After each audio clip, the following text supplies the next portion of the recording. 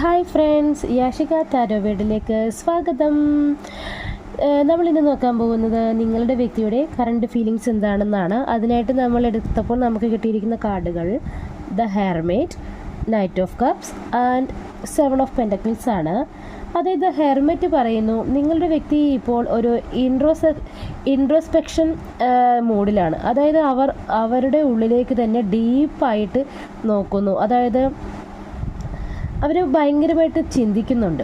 അവരുടെ ബന്ധത്തിലോ അല്ലെങ്കിൽ ജീവിതത്തിലോ സംബന്ധിച്ച കാര്യങ്ങളിൽ ഡിസിഷൻ എടുക്കാൻ സമയമെടുക്കുന്നു. അവർ ഇപ്പോൾ കുറച്ച് ഡിസ്റ്റൻസ് വേണമെന്നോ അല്ലെങ്കിൽ തങ്ങളെ തന്നെ കൂടുതൽ അറിയണം അല്ലെങ്കിൽ മനസ്സിലാക്കാൻ ശ്രമിക്കുകയാണെന്ന് തോന്നുന്നു. അതായത് അവരുടെ ജീവിതത്തിൽ എന്തൊക്കെയാണോ സംഭവിച്ചിട്ടിരിക്കുന്നത് അല്ലെങ്കിൽ അവർ എന്താണെന്ന് അറിയാനുള്ളൊരു ശ്രമമാണ് അവർ നടത്തിക്കൊണ്ടിരിക്കുന്നത്. അടുത്ത് നോക്കുമ്പോൾ നൈറ്റ് ഓഫ് കപ്സ് ആണ്.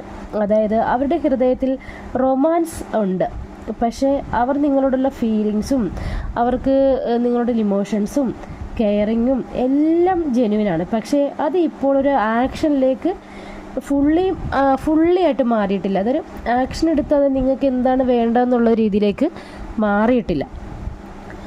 അവർക്ക് ഇമോഷണൽ ഓഫറിങ്ങും ലവ് ഫീലിങ്സും അട്രാക്ഷൻസും എല്ലാം ഉണ്ട്. പക്ഷേ ഇതൊന്നും അവർക്ക് ആക്ഷൻ എടുക്കാനായിട്ടൊരു തോന്നൽ അവർക്ക് ഇല്ല എന്നാണ് ഇതിൽ നിന്ന് മനസ്സിലാക്കുന്നത്.